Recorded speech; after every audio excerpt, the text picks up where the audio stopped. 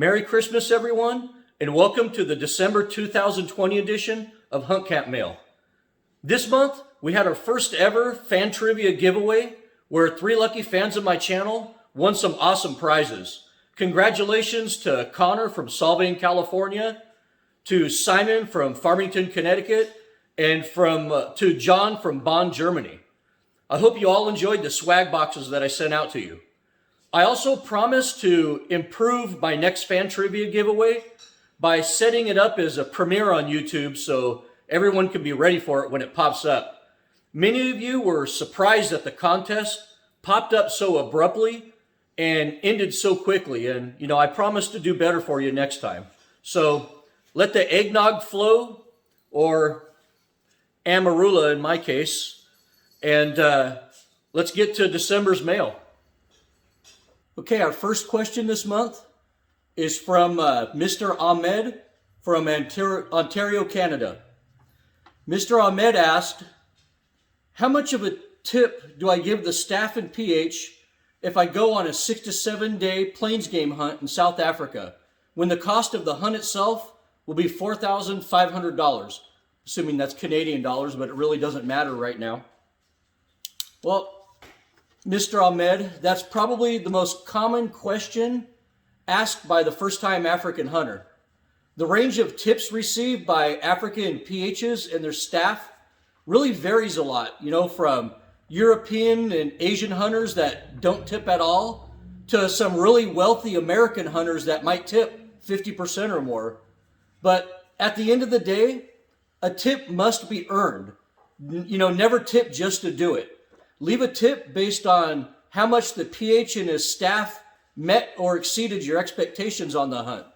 Myself, I'd never leave a 50% tip, but I'd also never leave my PH and the camp staff without a tip if they did a good job.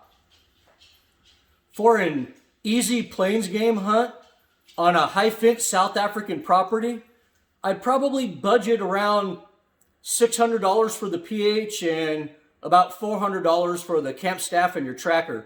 Of course, for dangerous game hunts in remote areas, really long hunts like 10 days or more, I tip much more for great service because of the higher level of danger and difficulty and logistics to set up that hunt.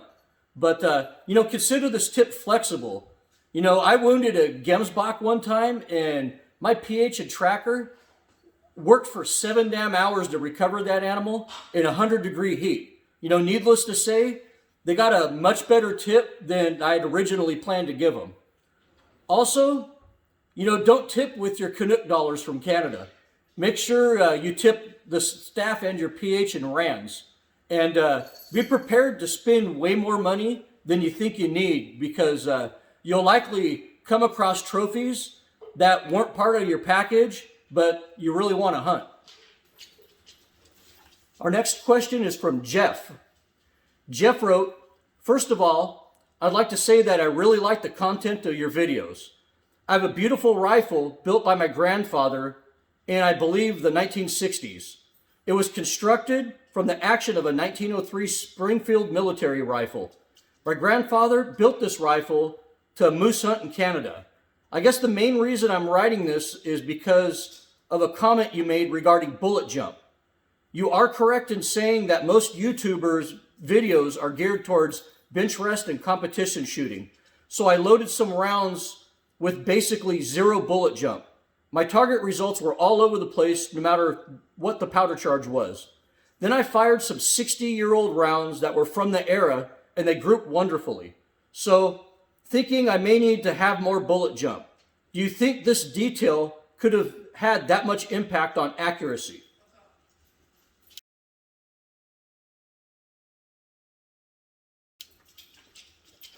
Well, Jeff, seating depth absolutely does have an effect on accuracy. For a hunting rifle, I load 20 thousandths from jam for a lead bullet and 50 thousandths from jam for a copper bullet, and play with seating depth from there. I have loads that like 10 thousandths of jump from the lands, and other loads that like 100 thousandths of jump. So it just depends on what your barrel and bullet combination like. You know, it might help to work up a ladder test or do a Satterley test to find your optional charge weight before you start fine-tuning the seating depth by shooting groups. Okay, and our next question is from Ulysses. Ulysses asked, I wanted to know your opinion on the versatility of the 300 Win Mag. Can it be as versatile as the 30-06, but being able to handle more powerful loads? Well, that's an excellent question. The 300 Win Mag and most practical 30 caliber magnums can definitely be versatile, but they'll never be as efficient at versatility as the 30-06 is.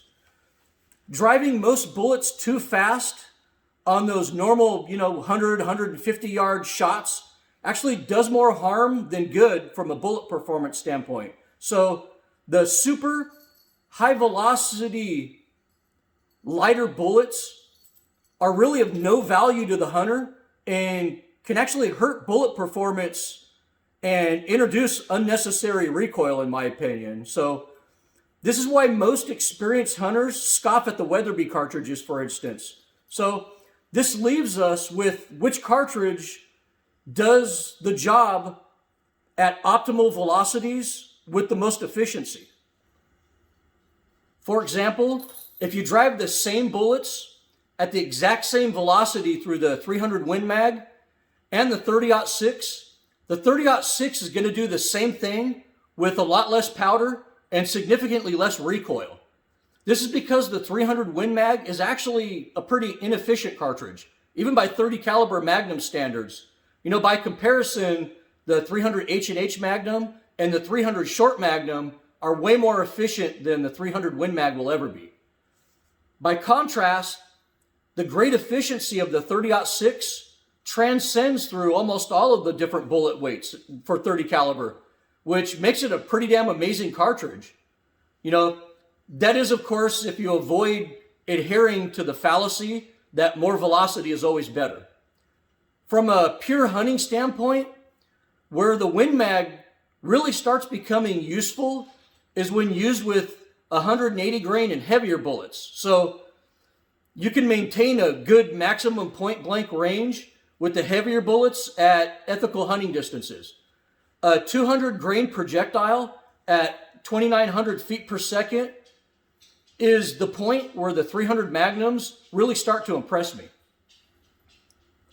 If you look at the efficiency and the desired maximum point blank hunting range velocity for different bullet weights, you'll see that the 308, for instance, has its sweet spot in the 150, 155 grain range.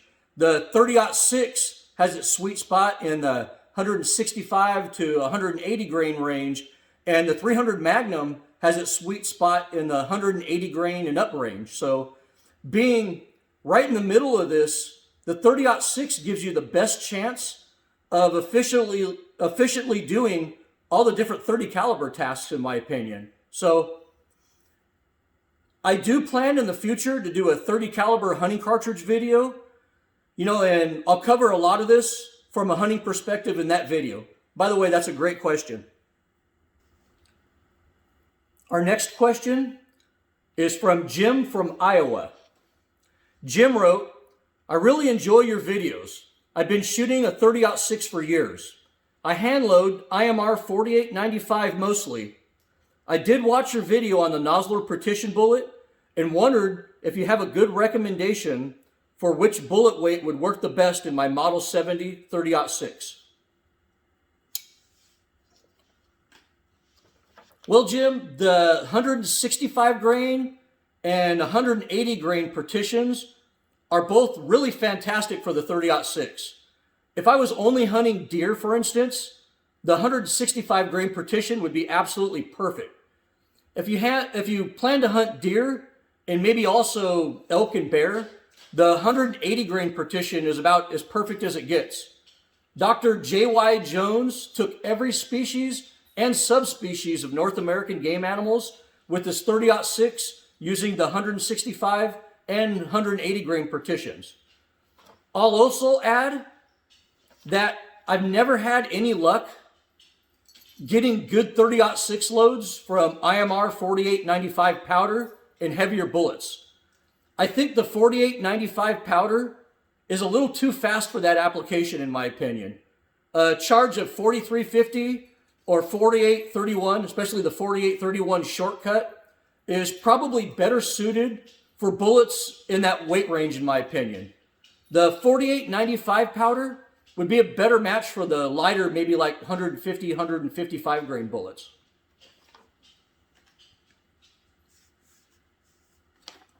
Our next question is from Mike from Belgium. Mike wrote, I just wanted to let you know that as a Belgium hunter, I think your YouTube videos are really great. And when it comes to YouTube hunting videos, I think you're #1 in the USA. Your video about 375 H&H inspired me to finally buy one myself.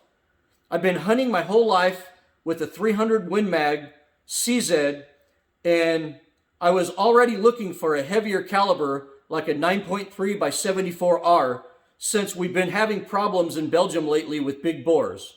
But instead, I bought a 375 H&H CZ Deluxe. If you compare both ballistically, then the 375 H&H is an amazing cartridge. In Belgium, I have my own private hunting area of 100 acres loaded with geese. Should you ever come to Belgium, please let me know so I can take you hunting out there. Here's a picture of Mike's new 375 H&H.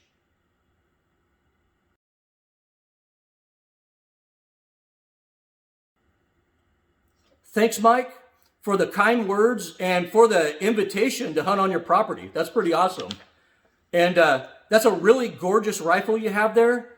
That's sure to be a real boar slayer over there in Belgium. Once again, thank you for your kind letter and for the invitation.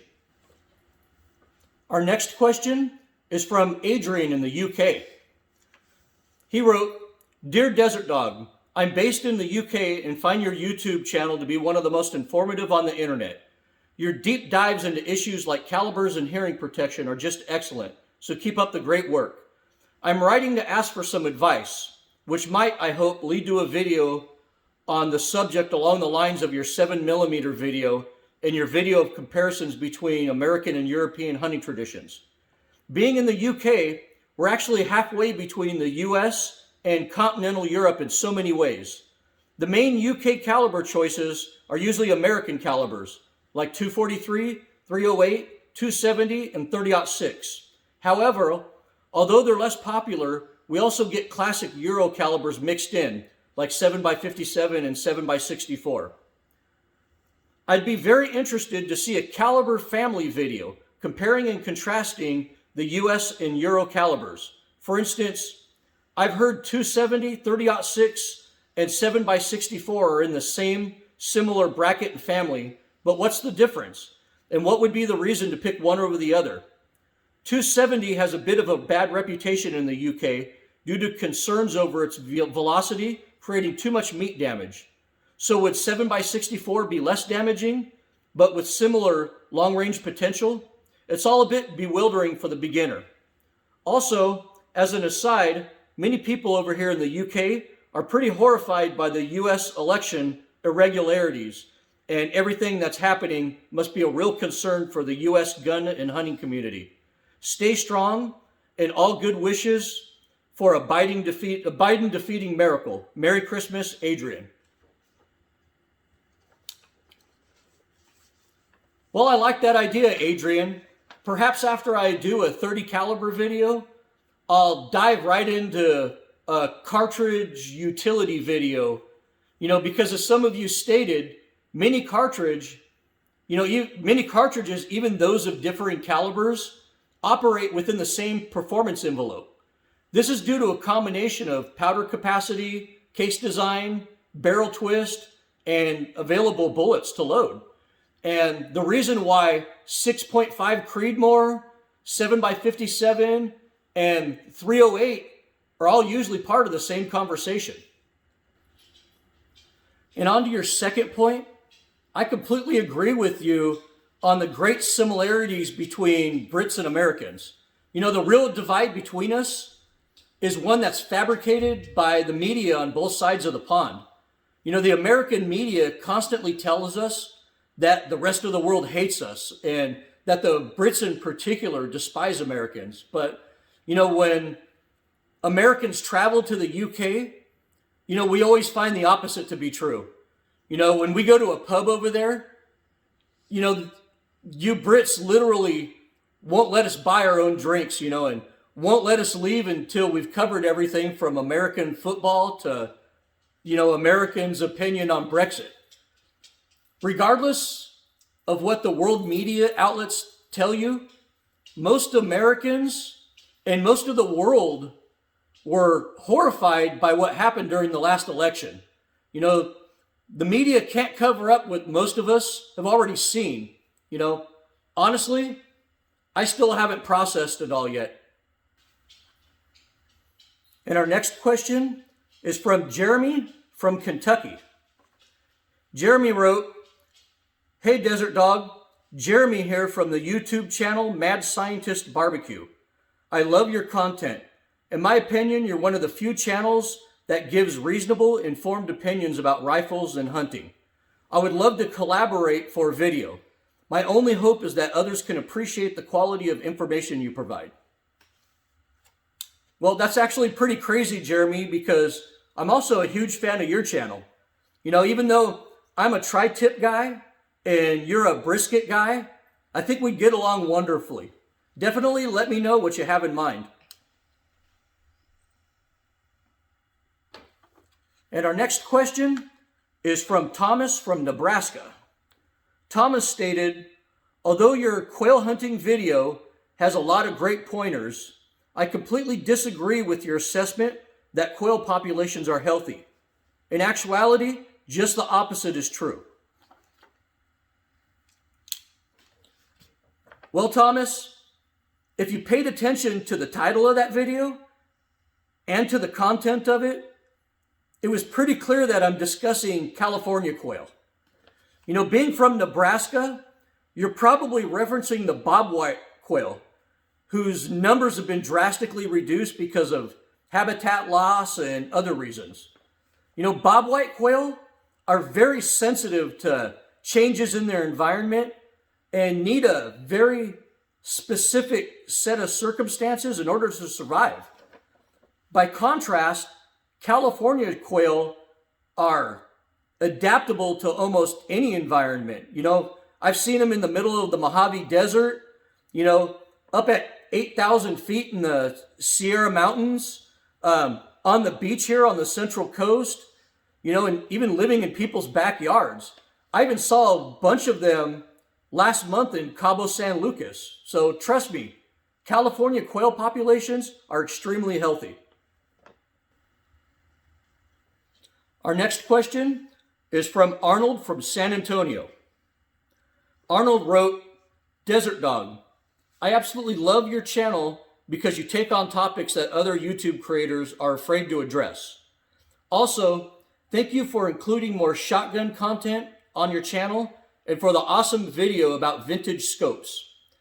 I know you talk about ethical hunting a great deal and not wasting animals, and it seems like there's a big gray area with ethics when it comes to coyote hunting in the US. What is your take on this?" Well, you know, this is a kind of a skeleton in the closet of a hunting community, of the hunting community, if you want to put it like that. But you're 100% correct. Coyote hunting is definitely a big gray area in American hunting culture. You know, most hunters will tell you it's unethical to waste animals, kill for pure fun, let animals suffer, or completely wipe out an entire area of one particular animal, unless it's the coyote. They don't seem to care about the coyote at all. You know, I basically kind of look at it objectively. I see both sides of the argument on this. Guys that run over coyotes with snowmobiles for fun or torture them for fun are definitely outside the scope of being ethical hunters and probably borderline psychotic to some extent. But I'm also not ignorant to the fact that coyote populations in many areas are pretty much out of control and they become predatory pests, and I completely understand that coyotes kill livestock and pets and they sometimes do property damage, but in my opinion, they're not deserving of the complete disrespect that they get. I hunt on several private properties where owners insist that I shoot all the coyotes I come across on their land as a condition of being able to hunt there. And, I always abide by their wishes. But when I'm out in the middle of the desert or I'm in the backcountry up in the Sierra Nevadas, I pretty much leave the coyotes alone. I don't want their fur. I definitely don't want to eat their meat. And, they aren't doing any harm there. So I just don't see a reason to kill them. I'm not disrespecting people who shoot every coyote they see. I'm just saying that I choose not to kill them when I don't see any value in doing so. So as odd as it might seem coming from an American hunter, I actually have great respect and admiration for the coyote. I think they're absolutely amazing animals. And if you look at the success as a species, they truly are the ultimate North American predator. And our last question for December is from George. George wrote, Desert Dog, I love your channel and the content. I also appreciate the fact that you love classic guns, but are accepting of the new gun designs too. I've seen some absolutely beautiful restored classic rifles in some of your videos. What finish do you prefer to use on your stocks? Also, you should make some of your videos on your restorations. Well, thank you for your compliments, George, and for enjoying my channel. And it was actually kind of a coincidence that you wrote this letter because I was thinking about doing the same thing.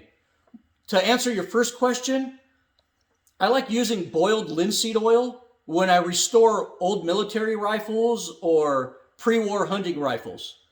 The boiled linseed oil gives a stock a duller and darker finish that makes the stock seem more period correct.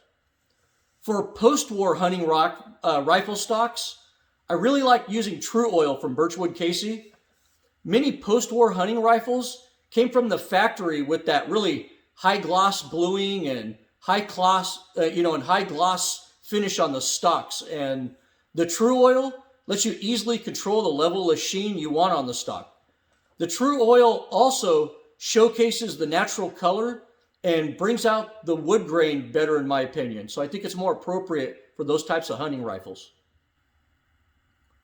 So to sum that all up, before World War II, stocks were very utilitarian, and the boiled linseed oil is a better fit for those guns. After World War II, stocks became very aesthetically pleasing, and the True Oil is a better fit for those rifles. To answer your second question, at any given time, I'm always working on project guns, always. But I really never put any of these restorations or projects into video because I don't think they'd get a lot of interest. For instance, right now, I'm starting a complete restoration of an old Savage Model 24 combination gun. I'm also fiddling with an old Stevens Model 87 that currently doesn't run, and I'm freshening up a buddy's highly abused Browning Satori right now. So maybe I'll do a quick restoration video or two just to see if there's any interest out there from my viewers. Well, that wraps up another month of Hunt Camp Mail and brings an end to 2020 finally. I want to thank Oliver from South Africa, Eric from Canada, Peter from Virginia, Ulysses from Nevada, Stavros from Canada, Joseph from Minnesota, Don from Chico, Francisco from Spain, Paul, Reggie, and Henry for your kind words and your holiday wishes. Since 2020 is finally coming to an end, let's take a moment to forget about hunting, fishing, politics, and social media for the moment. There's good people all over the world that are truly struggling right now. Millions of people have been financially ruined in a blink of an eye, and I was almost one of them.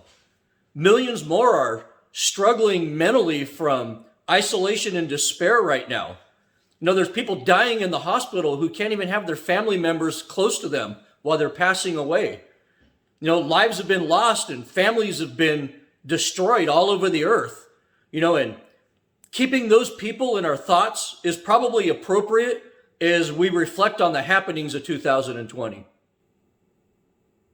I would also like to personally thank all of my subscribers for sticking with me throughout a year that's been just really tough on everyone.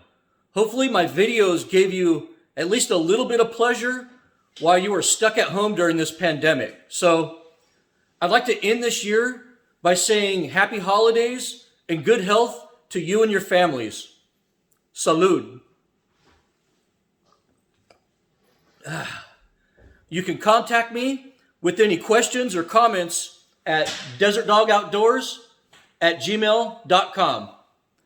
Well, as always, thanks for watching my videos, and Merry Christmas.